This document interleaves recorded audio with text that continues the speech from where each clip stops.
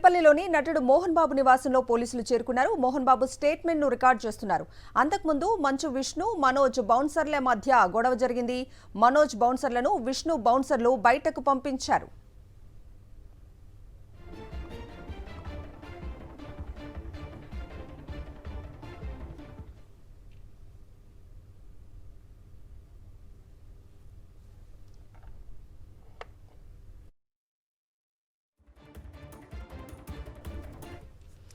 ప్రస్తుతం జల్పల్లిలో మోహన్ బాబు నివాసం వద్ద మా ప్రతినిధి సుస్మిత ఉన్నారు. మరిన్ని వివరాలు సుస్మిత అడిగి తెలుసుకుందాం. సుస్మిత, చెప్పండి, మోహన్ బాబు స్టేట్మెంట్ ను పోలీసులు రికార్డ్ చేస్తున్నట్లుగా సమాచారం అందుతోంది. దీనికి సంబంధించి పూర్తి అప్డేట్స్ ఏంటి?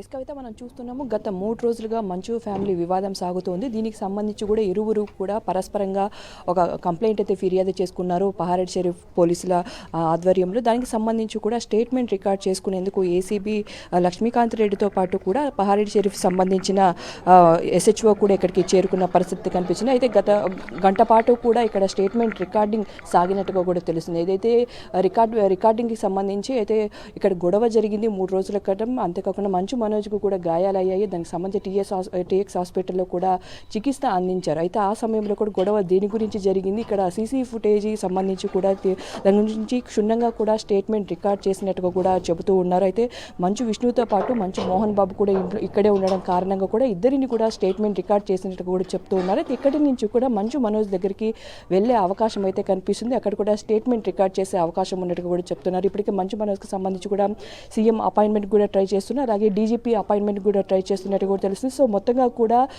ఈ వివాదం గురించి ఎక్కడికైనా వెళ్తాను, ఇది ఒక ఆత్మగౌరవానికి సంబంధించిన ఇష్యూ అంటూ కూడా మంచు మనోజ్ వ్యాఖ్యలు చేశారు.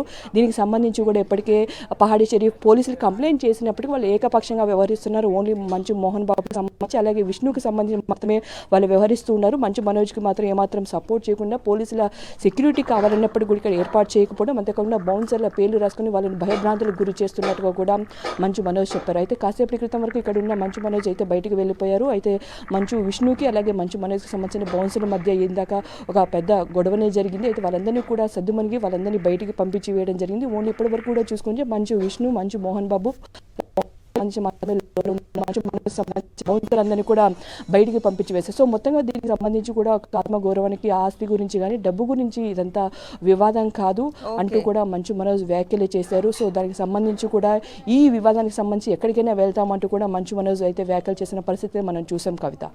Okay Susmitha, thank you.